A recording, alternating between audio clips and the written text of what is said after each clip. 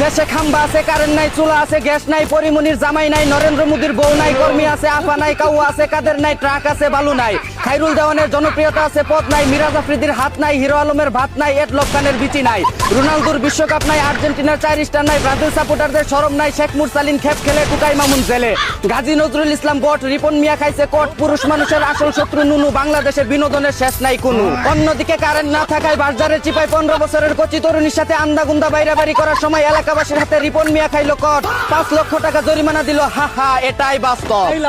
এদিকে 24 ঘন্টায় 72 বার কারেন্ট না নিয়ে বাড়িতে এসে মিটারই খুলে নিয়ে যাওয়ার অনুরোধ করলো এলাকাবাসী। অন্যদিকে যারা কারেন্ট না দিয়ে বিদ্যুৎ বিল বেশি নিচ্ছে, আল্লাহ তুমি তাদের যৌবনের কারেন্ট নাই করে দিও। এদিকে সপ্তাহে 7 দিনের মধ্যে 2 দিন মানুষ কট খায়, 2 দিন টুকায় মামুল বউ পিটায়, 2 দিন দেশে আন্দোলন চলে, আর বাকি একদিন শুক্রবার সবাই ছুটিতে থাকে। অন্যদিকে 27 বছর বয়সে 27 বার বিয়ে করে 27 বারও ডিভোর্স দিয়ে সফল কাবিন ব্যবসায়ী হিসেবে গিনেস ওয়ার্ল্ড বুকে নাম লেখালেন তনামিকা নামের এক ঘুষকি মাতারি। এদিকে নেত্রকোনায় স্বামী সন্তান রেখে